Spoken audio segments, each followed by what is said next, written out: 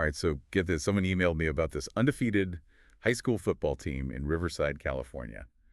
Um, Sounds pretty normal, right? Except the entire team is deaf. Wow. The California School for the Deaf, Riverside, the CSDR Cubs. And, it's not just about winning games. It really gets you thinking, how does a team of deaf players not just compete, but actually dominate in a sport that, at its core seems made for hearing athletes? Exactly. It's like stepping into another world. Southern California, sunshine, palm trees, the whole bit. But this isn't your typical 11-man football. The Cubs, they play 8-man. 8-man. A lot of people think 8-man is kind of a toned-down version of football, maybe easier, I don't know. But the reality is it requires a whole different kind of athleticism.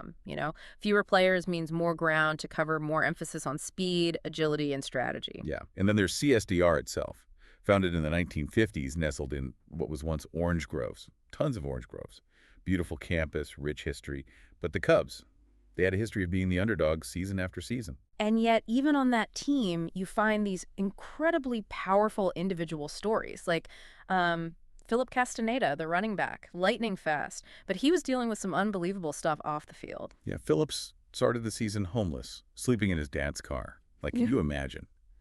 Trying to focus on football, on winning, while living in a Target parking lot. It's right across the street from the school, too. Unbelievable. It really shows you how resilient people can be. And for some people, belonging to a team, having that shared goal, can really be a lifeline. Absolutely. Then there's Trevin Adams, the quarterback, who is also the son of the coach.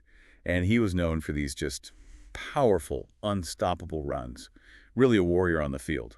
Yeah, Trevin's story is really interesting because it's so tied to his dad's, Keith Adams, the coach. I think we'll get into that more later, but it adds a whole other layer to this idea of family legacy and going beyond what people expect.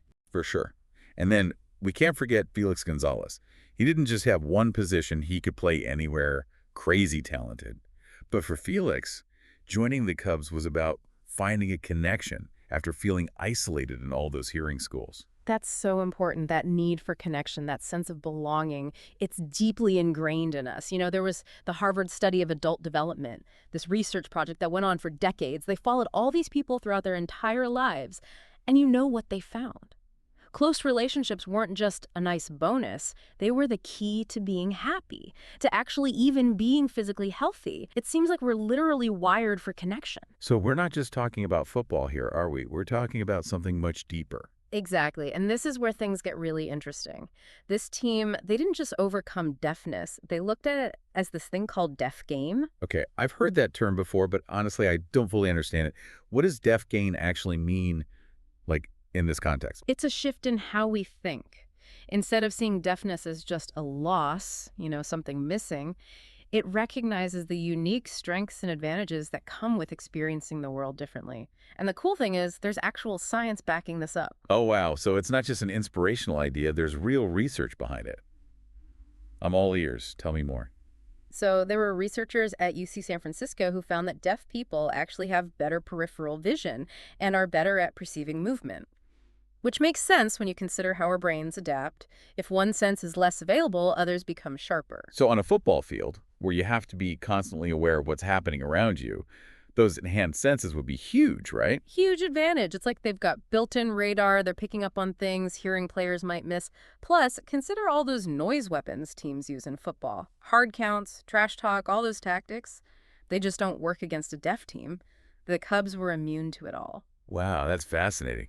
It's like the playing field tilts in their favor in a way most people don't even consider. It totally changes the whole idea of overcoming a disability. It's not about overcoming, it's about using a different set of strengths. It makes you wonder how many other examples of deaf gain are out there just waiting to be recognized and celebrated. Absolutely. It challenges us to rethink our assumptions and to see the world from different perspectives. So these guys weren't just any deaf athletes. They were playing with a different set of rules almost. They were playing to win. And that 2021 season, Yeah. complete turnaround for the Cubs, undefeated, blowing out opponents left and right. Suddenly, they had everyone's attention. Yeah, their first game, they won 68-0. It's like a statement, are they that good? Then there was the semifinal game against Avalon. Oh, man, that game, logistically a nightmare. It was played on a ferry boat. A ferry boat? Wait, seriously, you can't make this stuff up. To Catalina Island. It was wild. But, It just goes to show the resilience of this team. Nothing fazed them. They won and went on to the championship game. They were up against Faith Baptist, a powerhouse school known for winning. It was a classic underdog versus top dog story. And the demand to see this game was insane. They actually had to relocate it to a bigger stadium just to accommodate all the fans and media. The buzz around this team was electric. The pressure was on, but the Cubs, they were ready. They were about to make history. And they did. They completely crushed Faith Baptist 80-26, like a total reversal from their loss the year before. It was more than just a win. It was a statement. It really was a cultural moment. They inspired other deaf athletes, raised awareness about deaf culture, and changed how people viewed what's possible. Their coach, Keith Adams, said it best after the game.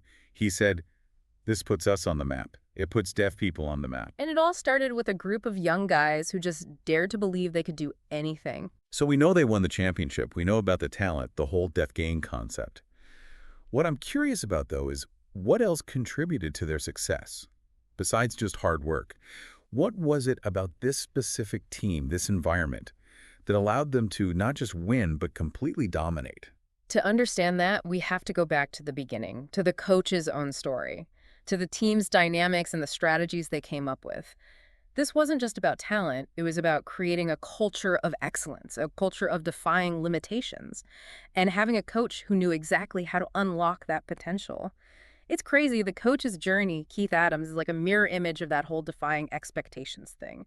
He was an amazing athlete himself, star football player in high school, but when it came to getting recruited for college, his deafness, it became a roadblock. No way.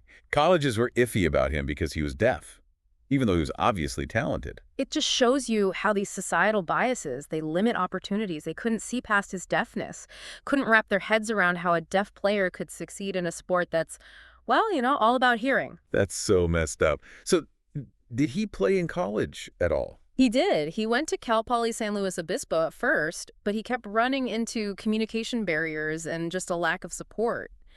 Can you imagine trying to learn all those complex plays and strategies when nobody's accommodating your primary way of communicating? It was a constant battle. I bet. It must have been so isolating. Did he end up staying there? He decided to transfer to Gallaudet University. Oh, right. Gallaudet, a university specifically for deaf and hard of hearing students. Exactly. That must have been a huge decision, leaving a mainstream program for a deaf university. What made him choose that? For Keith, it was about finding a place where he truly fit in, where his deafness wasn't seen as a negative. He thrived at Gallaudet, not just in football, but personally, too. It's actually where he met his wife, Carol. Oh, wow. That's a great story. So they both came from deaf families then. Did they know going in that their kids would probably be deaf too? Yeah. They were ready for either, though. And when their son, Trevin, was born deaf, it wasn't this big shock or tragedy. It was just, part of their family. That completely changes the whole perspective, doesn't it? Instead of seeing deafness as something to be overcome, they embraced it. And you can see that in how Keith coached. He instilled that belief in his players that their deafness wasn't a weakness, it was a strength. He showed them the deaf gain in every part of the game.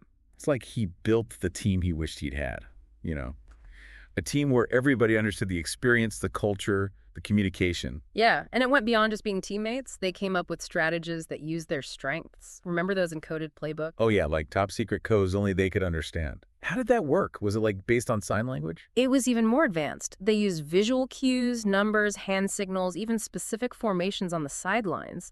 It was so intricate that even if other teams knew sign language, they couldn't figure it out. That's amazing. So they were always a step ahead. And remember that research about deaf people having better peripheral vision and being more aware of movement? They totally used that to their advantage. They were super tuned in to little cues on the field, almost like predicting plays before they happen. Wow, like a sixth sense or something. Exactly. And they were known for hitting hard, being totally fearless on the field, no fear of contact at all. They welcomed it. I read somewhere that other teams were actually intimidated by how physical they played. Was that something Coach Adams did on purpose? Definitely. He knew that being physically dominant could make up for any perceived disadvantages. He really pushed that aggression, that never-give-up attitude on every play. And don't forget, they were playing 8-man, which is already a very physical game. So it was this mix of smart strategies, deaf gain, and a coaching style that built toughness and a no-excuses mindset.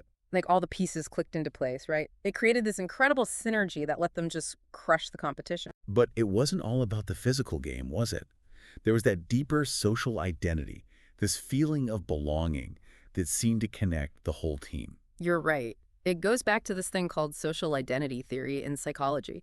Basically, being part of a group, especially one that's faced challenges, can give people a huge sense of purpose, of solidarity.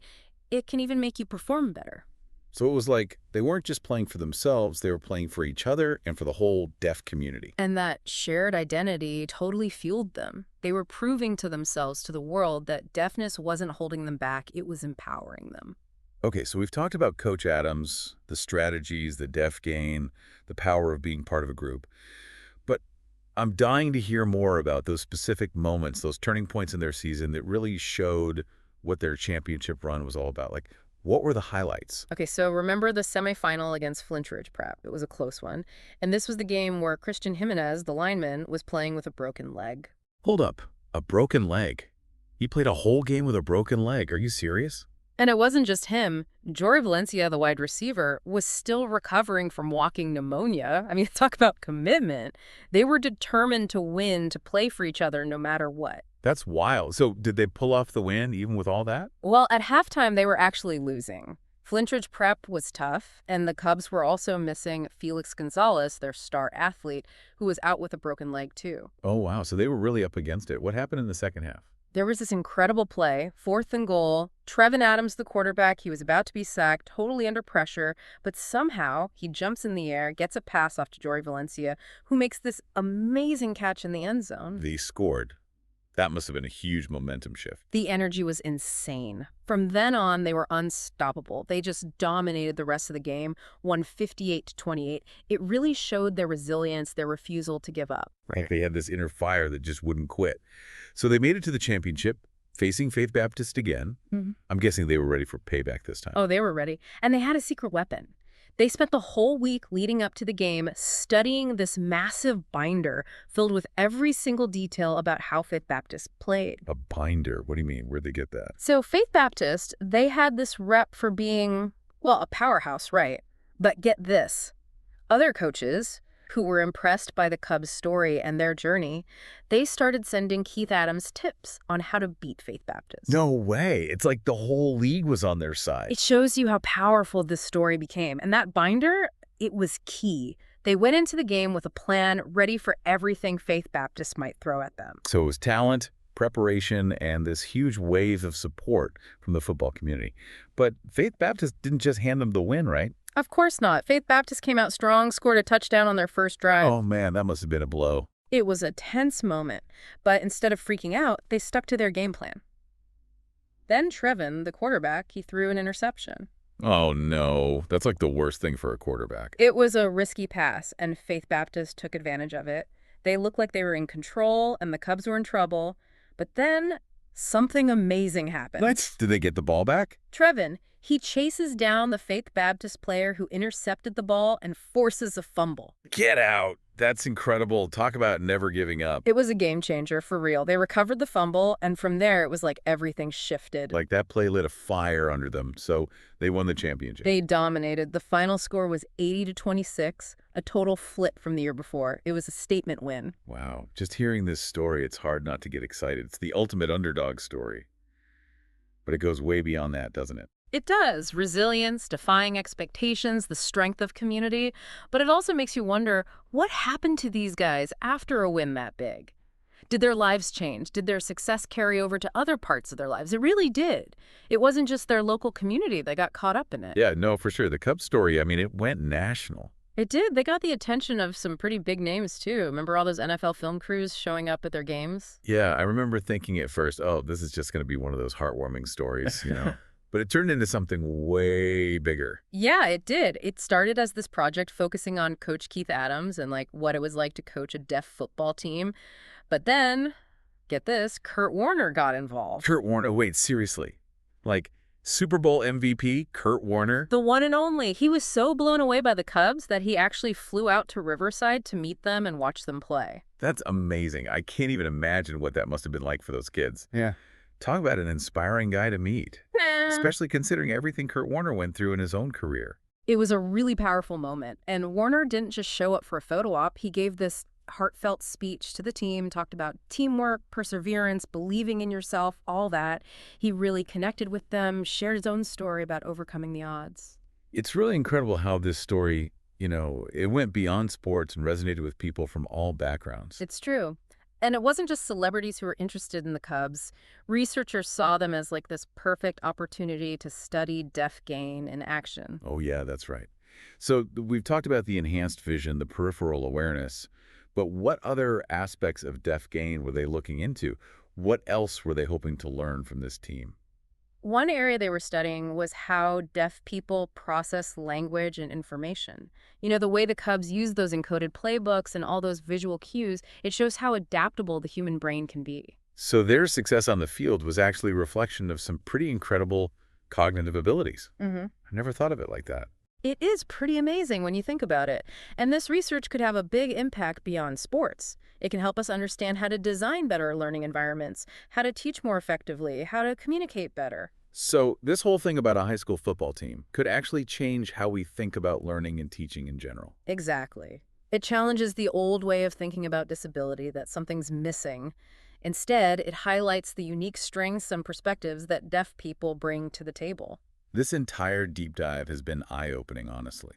I feel like I've learned so much, and it's made me question my own assumptions. I definitely have a deeper understanding of deaf culture now, and just a newfound respect for everything this team accomplished. It's a powerful reminder that we always have more to learn, more perspectives to consider. The Cubs story, it challenges us to build a world that embraces diversity and recognizes that our differences aren't weaknesses, they're strengths. For me, the big takeaway is just the power of the human spirit. These players face so many roadblocks, but they never gave up on their dreams. It shows what's possible when we embrace who we are, support each other, and keep our eyes on the prize. Well said. Who knows, maybe the Cubs story will inspire others to challenge the norm, push past limitations, and find their own version of deaf gain in whatever they love. That's something worth thinking about. It is, and it reminds us that the most inspiring stories often come from the most unexpected places. Thanks for listening, everybody. We'll catch you next time for another deep dive.